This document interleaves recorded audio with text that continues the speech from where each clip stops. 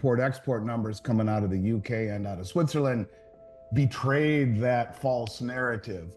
They've been buying all along. And when the data that is supposedly supposed to go to the IMF on gold purchases is gathered, it is not gathered if the gold that is accumulated, let's say, for example, is accumulated by a proxy bank, like a commercial bank on behalf of the PBOC, or a sovereign wealth fund on behalf of the PBOC, or perhaps the PLA, the People's Liberation Army, which probably owns more gold, or quite a bit, as pretty darn close to as much anyway, as the PBOC. That is not reported. Or if they accumulate gold, and again, this is all supposed to be reported to the IMF, or if they accumulate gold that is under 999 pure. And so, for example, there have been reports going all over the place, and I validated them with interviews I've done with Sean Kuhn and Keith Neumeyer, where we are seeing China go directly to the miners in South America, disintermediating both the marketplace, really, and the bullion banks. They're going directly to the miners and saying, we'll take your concentrate and your doré. The doré is a crudely refined bar that the miners will refine to maybe 30, 40, 50%, and then send it to the refiners for pure refining. Or the concentrate is the byproduct of all of this. It's like a sludge, a jar full of sludge with a large concentrate of silver and gold in it. They're buying this concentrate and these doré bars at a large premium to what the West will pay, and taking it home and refining it in China, thereby disintermediating the marketplace, thereby being completely opaque and not having it affect the price, nor the realization how much that any of these purchases, how much product, if you will, was taken out of the marketplace. Never even got to the marketplace. And you're right, the central banks, over the last decade have bought 1.16 billion ounces of gold. That's $3.8 trillion. If you realize their currency reserves are about 12.3 trillion, it's roughly 25% of the reserves held by the central banks are in gold. And that is what they report. My belief is that they have far more than they're reporting. We can look at China as an example, and everyone always used to say my whole career, which goes back three and a half decades, that the numbers, you go back 25 years ago, they would say to me, Andy, those numbers are so full of crap. The Chinese produce over 300, 400, 500 metric tons a year, and yet they're the largest producers in the world, and yet their numbers for most of my career were frozen at 1,250 metric tons. Never went higher. So they've been accumulating globally more than anyone. They produce more than anyone, and their numbers rarely change. And it doesn't suit them really any good to be open about it, any more so than we have as the United States, who hasn't audited our gold holdings supposedly held by the Federal Reserve on behalf of the Treasury, whether it be at the New York Fed or Fort Knox, since 1953. So I would simply say that the central banks realize that holding dollars is a dangerous game right now, whether it be through inflation or weaponization, or even the potential for default. Obviously, it's the weaponization of the bond market that has created so much of this. But when we just simply look at a performance the past 25 years, since 2000, gold has appreciated by 9.9% per year, compounding, whereas the 10-year Treasury, the performance has been 1/2 of that.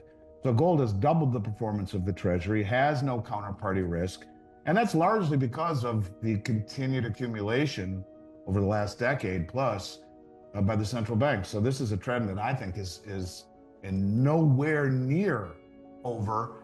And as we can see by how they've doubled down, in fact, if we look at the numbers in November by the central banks, largely led by India, the central banks doubled their 12-month moving average accumulation. So they're doubling down their efforts even after it became obvious who was going to win the White House this year. So yeah, this is a trend I would expect to see continue. You can only piss in the punch bowl, pardon my French, so much before people say, I'm not drinking that ever again.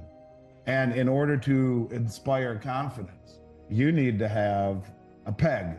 And this is where I've said for 4 years consistently that I believe there will be a marriage between blockchain technology, and you can see all of a sudden this is now becoming more and more and more in your face, this digital surveillance state, if you will, more acceptance to cryptocurrencies, more acceptance to a digital transformation, and something solid like gold. Now, why would the most powerful bank in the world, the Bank of International Settlements, reclassify gold as the only other tier one asset? They wouldn't unless they, this was in 2019, this goes along with the central banks buying hand over fist. Why? It's not that they are buying, but why are they buying? That's the important. The fact that they are is, yeah, that's important, but only a fraction as important as why are they buying, right? You know, you see someone every day pounding, who never drank before, pounding shots of tequila because he seems so upset. It's not the fact that he's pounding the tequila, but why? What's bothering you, right? Same thing here. Why are they doing this? Well, they reclassified it as the only other tier one asset. And this Keynesian experiment, if you will, is coming to an end. And the system needs a new tether, if you will, a new peg. And gold will be that peg. And I just think it's not in the vested interest of the countries who understand this to be open about how much they're accumulating. We live in a world where information travels at the speed of light. If Donald Trump was walking down the stairs and stubbed his toe badly today, we would all know about it in the next 20 minutes because it would be everywhere. And my point is that these countries, it doesn't serve them a purpose if they ultimately understand that the most powerful bank in the world probably clued them in and said, look, we're reclassifying gold as the only other tier one asset. You should start accumulating it for the next system. And the central banks kind of seem to be doing that. So the why is the important part. And that's the part where I think and the US is no different. Why won't the US audit the gold held on behalf of the American people? It belongs to us. Why? The answers that they cite, too expensive, logistics, that's a bunch of bullshit, period. The most powerful country in the world can't even audit its own gold? Right. So the point of it is that these countries, I think, believe and understand that what is coming will be a transformation to a system that lacks trust to one that is inspiring trust through blockchain and a commodity peg like gold, which is the only other tier one asset in the world as reclassified by the most powerful bank on the planet, the BIS. And if that is the case, and everyone is quietly trying to gather as much as they can, quietly, shh, don't tell anyone before they flip the switch, then it wouldn't do any good to say, hey, yeah, the switch is getting flipped pretty soon. Gold's gonna find its place in the world and probably be much higher. Well, everybody would run to crowd them out of their trade in a matter of seconds. So it's the why that matters, and the lack of being open and forthright, whether it be the BRICS nations, China, Russia, Saudi Arabia. Saudi Arabia got caught doing the same thing just a few months ago. Didn't tell the IMF, but the import-export numbers coming out of the UK flagged it. Oh, it was a mistake. We're so sorry. No, it's not. They're all trying to quietly reposition without upsetting the apple cart in a world where information travels faster than the speed of light, because this is kind of like that moment where you have to reposition. And it's much easier to reposition freely than it is with a gun to your head and having to move quickly or miss out. And so this is it's curiously quiet, if you will, all of the central banks, including the Federal Reserve, as to their, not only the amount of gold that they own, but the amount of gold that they are accumulating. 2025, I think, is going to be an interesting year. I think it will, maybe you could classify it as simple as it's inflate or die. I think that in terms of gold, it has nowhere to go but up, because I think paper money has nowhere to go but down. I do believe that. I think that inflation is here to stay. And I think that's something that I would be focusing on very, very closely as how it affects the ultimate status of the markets, gold included. Look, let's just talk about the debt for a minute. Our debt is growing at a rate that is unsustainable. It's at $36 trillion. That doesn't take into account Medicare, Medicaid, Social Security, government military pensions, which exceed $175 trillion. And let's baseline it and remember that 1 trillion seconds ago was 31,688 years ago. And the debt right now, you got Doge and Elon and Vivek are going to come and chop everything, but the debt is